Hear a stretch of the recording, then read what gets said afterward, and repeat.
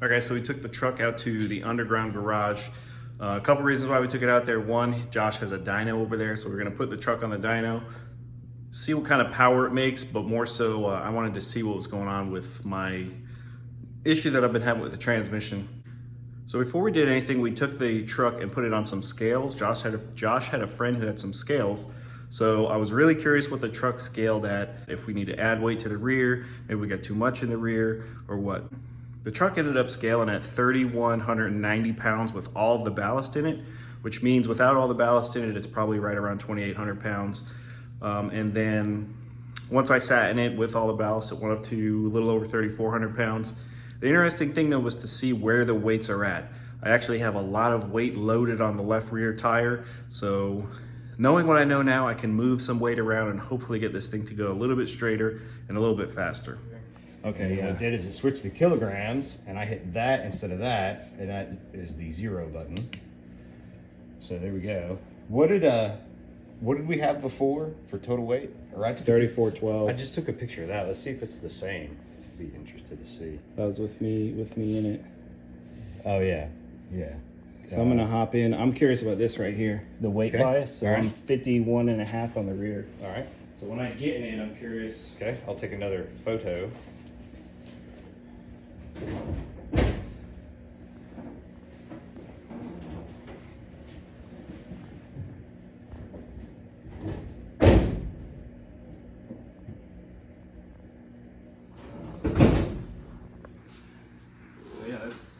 We could probably use actually another couple 100 pounds in the rear. Well, another 100 pounds, I think, in the rear.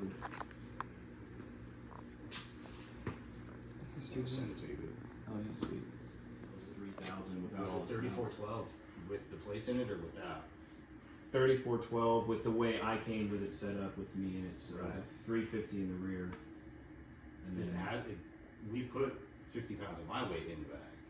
that was That added up to 350, so it only had 300 in it. no, it's 350 because it was 2 on this side, 2 on that side, which is 100, 200, 50, and then there's 100 of those, 350. We pulled, my sandbags are sitting over there, that's why we used your plates and stuff. Got it. Okay. Because I was worried I was creeping up to like 35, 3,600, 3,700 to know that it's under that is... With 300 Yeah, and 350 50 pounds of weight in it in the back. So I can go up to 400 or 450 actually. And still be sub 3,600. Yeah, 35 and change. And it's Less than a new Mustang. Yeah. Or new Camaro. And I'm pretty sure, I'm almost positive it makes at least 1,000, like if I turned it all the way up. I'm not trying to do any of that today. Cool. All right. One unfortunate thing we did come across though, it did confirm on the dyno that the truck is having some sort of issue with the transmission. So we got the truck strapped down to the dyno. Josh came around to run the controller for me, and then I went ahead and just did a second gear pull. We only did a second gear pull so that this way Josh could go around, check the straps, and then we were gonna go ahead and do a full pull in high gear right after that.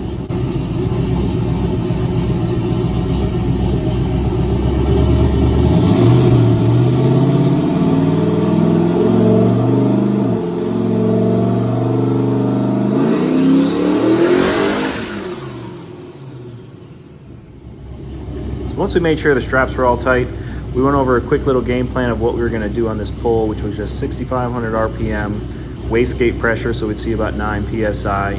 And once we were ready, I gave Josh a thumbs up, and then we went ahead and did a full pull.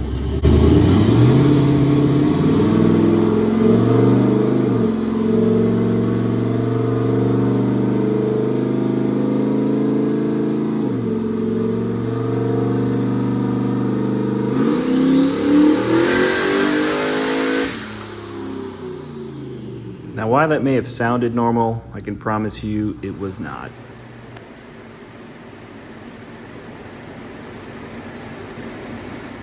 At 6,500, it went 94. Just now, it went 91. And then they do the gear ratio thing.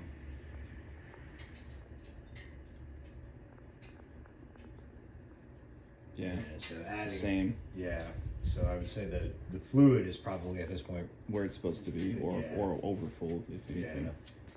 it's either in the transmission or the converter, which that's a brand new converter, so I'm gonna assume it's some sort of. I'm with you. To me, it sounds line pressure related. Whether that's the dump valve fucking with you, or that O-ring or something, or that seal that you were talking about. That's, I mean, not. I don't know. I'm guessing. Yeah, I mean, I'm just gonna just pull it out. I'm gonna send it to someone to be like, hey, this is my problem with it. Can you fix it? And also put in a second gear lead. Because that's what I was kind of waiting to do. A second gear lead was to need to pull it out for something. Is it? It's stock gear ratio and the trans at 248 first. Yeah. Yeah, with the 410, that's a lot of starting line ratio. Oh yeah, I have my timing table is it pulls a lot of times zero. Yeah. Like it's I launch. It's like launch when I let go of the button it's 0, but then 0.1 seconds I'm pulling like 8 degrees. Then no boost, and then I start ramping boost in like a second and a half in, which I've actually gotten it to leave very well. Good. But yeah, once it clicks high gear, it's just That sucks. yeah. I mean, not a huge deal. It's the trans. It comes out like that. Like the way this truck is set up, it's very simple. Are you still recording? Yeah. Well, that's it for this episode. And on that horrible disappointment, back to the tank. Yeah. I mean, at the end of the day, like at least we've figured out that it's got some sort of issue before something catastrophic happens, you know. Yeah, you didn't go out there and melt the trans down Yeah. or anything, you know. So I'd rather pull it out. Like I said, we can have them do the second gear lead and just go through the trans and make sure it's good, and then we'll throw it back in and Try again. make some noise. I've actually already got the transmission out and down at shop up here in Raleigh. Wicked Performance has a transmission right now. They're going to be doing some, they're going to diagnose the transmission, see what's wrong with it. We seem to have a feeling it's line pressure related, because when you look at the graph, it doesn't look like there's any sort of converter issue where it's getting blown through or something like that. When I pulled the front pump off, I did see the bearing, or the bearing at the very front of the pump was wiped out on the top. The bottom was fine, but the top of it was wiped out. So, no clue if this is an issue that the truck was having from the day that I got it, or if it's something that developed over time. I can't really pinpoint something. I know I installed it correctly when I did the new converter and all that stuff. I think maybe it just had this issue, and I never know. Sometimes you buy stuff and you don't know what's wrong with it. So with that though, I did buy an Extreme Automatics valve body. And so this is a first and second gear trans brake. Got the Pro Tree Killer trans brake solenoid as well. So we're gonna have them put this new valve body in the transmission. Probably won't get the trans back for like another 2 weeks or so. I'm gonna have him just go through it. If anything's wrong with it, since he's gonna have it apart, or even if it's just wear and tear, just might as well just go ahead and put all new stuff in it. So, or whatever's needed anyway. But while we were doing it, the truck made, it's like 558 horsepower on, I want to say it was like just over 9 pounds, maybe 9 pounds of boost. So there was no sense in turning it up, because with the transmission issue, we were in third gear, so high gear, 6,500 RPM. The dyno was going 91 mile an hour. So when we should have been doing 130 plus. So no sense in really trying to pour more boost to this thing or anything like that, and see what kind of power it makes.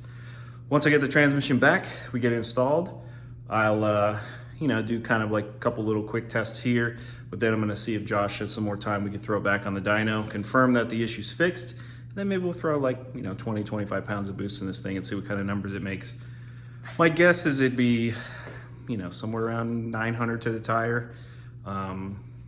Give or take, maybe high 8, maybe a little more than 900. All right, guys, well, that's it for this one. Once I get the transmission back, we'll go ahead and throw it back in, and I'll give you some updates then. As always, thanks for watching. Take care. We'll see you on the next one.